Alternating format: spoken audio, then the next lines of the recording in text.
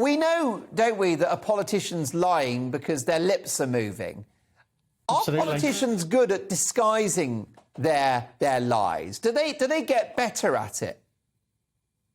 Sadly, well, I say sadly, even though they're trained, but I get asked this question quite a lot. And the truth is that even though they're trained in terms of how to deliver information to the media, because they've got the same sort of neurology as the rest of the world, they actually don't do any better. So, there's so much material that I see on a daily basis from politicians delivering information. I've got reams and reams of notes of various tells on certain politicians. Well, of course. So now let's look at the genders. Do women lie in a different way to men? Yeah, it's a great question. So men are actually 8 times more likely to lie than women. Men tend to lie more about status. So they'll say, yeah, I'm an airline pilot, or, I've got a Lamborghini. They'll lie more about things that make them seem powerful. Or I've got a big Christmas tree at home. Exactly. Classic one. That's a big tell. And then also women will tend to lie more to protect the feelings of other people. So it seems to be more of a kind of reasonable way to lie, but predominantly men do tend to lie 8 times more. That's very, very disappointing on the part of the male species.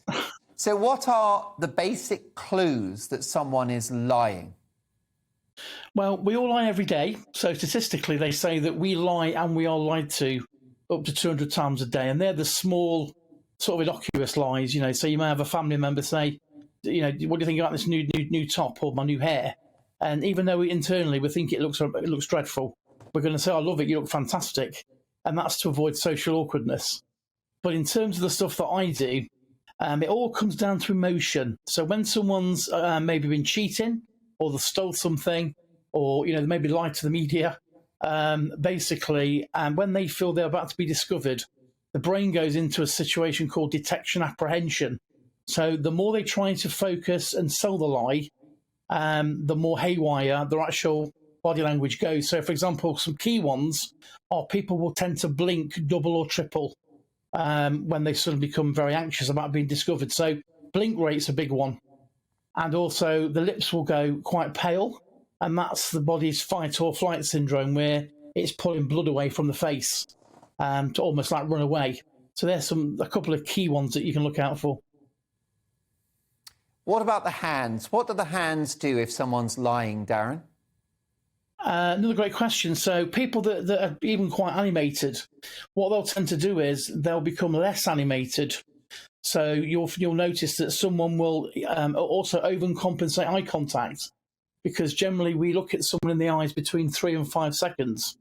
And that's because that person is trying to convince you that they're being honest. So most people think a liar can't look you in the eye, but the truth is they can, and they will overcompensate that eye contact. And the interesting thing to note is that, prolonged eye contact is generally reserved for maybe romantic partners or family or children. And so if someone prolongs eye contact, they're either going to kiss you or kill you, because generally, if you're not in a romantic relationship, you'll generally see people that are going to be aggressive.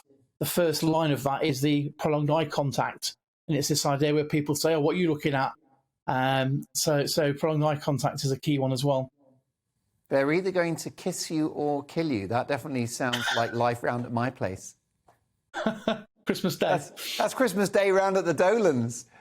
And Darren, you're a hypnotist as well. Is there any extent to which liars are trying to hypnotise the person they're lying to? Is that part of it with the eye contact? Not specifically hypnosis, but if someone kind of convinces themselves of, something's the truth. So, for example, if someone is saying, I went to the gym where really, I've cheated on you, or I've been somewhere I wasn't supposed to be. If a person rehearses that in their mind quite a few times, when they get challenged on that, because the brain's almost imagined it quite a few times, it won't give off a lot of the signals and tells. So there are a few loopholes in some of the systems in terms of spotting deception. So the key one is for people to mentally rehearse what they think they're going to be challenged on. Darren, you work in security. You're an in-demand keynote speaker. You're a broadcaster, an author as well, and journalist.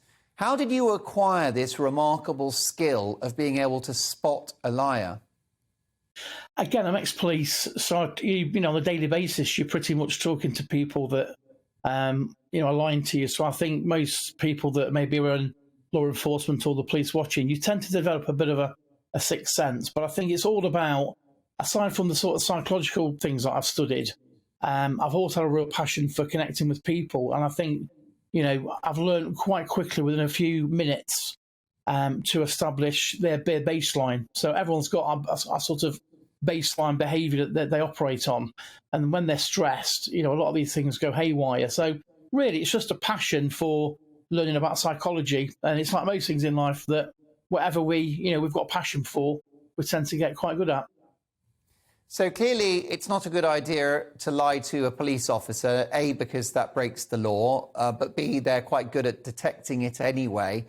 Are there others who it's harder to lie to? I've always thought you can't lie to your mum. Absolutely. I mean, close family members, you know, I mean, I've sadly lost my parents now, but I couldn't get away with anything. You know, my mum would spot me straight away. So certainly close family members are generally the people that, you know, no matter how well trained you are, you kind of can't get away with it.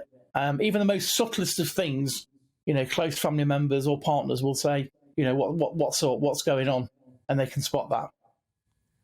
So what about politicians? If we look at Boris Johnson, I mean, I won't ask you to say whether you're a fan or not a fan, but he's been accused of someone that's a little economic with the truth. Do you think Boris is a liar? Based upon, not based upon your judgment of his policies, but just his demeanour. Is he shifty? Absolutely. Yeah. There's no consistency. There's no what we call congruity in his actual way he delivers information. I mean, in the past, I've seen interviews. I think it goes back to when Michael Howard sacked him, and he didn't even defend the fact that he was called a liar. He just sort of did his Columbo impression and bumbled along with it, and just sidesteps it like he always does. A key strategy that he employs is to basically just kind of laugh it off and sidestep, you know, the sort of accusation. And it's amazing how he continues to do that strategy. There's not a lot of journalists that really pin him down and try and get the answer out of him. Have you deployed your remarkable skills on a personal level? Have you been able to get people out of your life that you discovered were dishonest? Is it a bit of a superpower, Darren Stanton? I think it's one of these things that once the genie's out of the bottle, you can't put it back in. So yeah, sometimes people say to me, "I'd love to do what you do," and you know, if they study it, they can. But sometimes, you know, you maybe don't want to know the truth. So if you're giving somebody a present, for example, at Christmas, and they tell you they love it, but really you know that they hate it, you know, so you can kind of spot those things quite easily. I had a situation actually a few years ago. I just treated myself to a new car. And my friend had been visiting me. I'd known for about 15, 20 years, really good friend. And in the morning, I'd come out and my car had been keyed all the way down the side. And fortunately, I had cameras. And it was my friend. And out of pure jealousy, I rang him up and said, "Oh, how's it going, Steve?" You know, we'll call him Steve, in case he's watching. But I said, "Yeah, you know, how's it going?" He's like, "Yeah, not bad." I said, "Did you have a good night last night?" He says, "Yeah." And I just suddenly switched and says, "Why did you key my car, Steve?" And he started to stutter. And I says, "Please don't, because I've watched you. And obviously the way you've just responded tells me straight away that you've done it, even though the fact I've got CCTV, because an innocent person, you know, they would go straight on the defensive. They wouldn't sort of stutter the way that Boris does, for example. He tends to do that quite a lot as well." I'm really sorry to hear about that damage to your car. Did he pay up in the end, and did he fess up? He did, and he paid up as well, which was a good one. But the friendship was obviously over, because once trust's gone, it's difficult to go back, isn't it?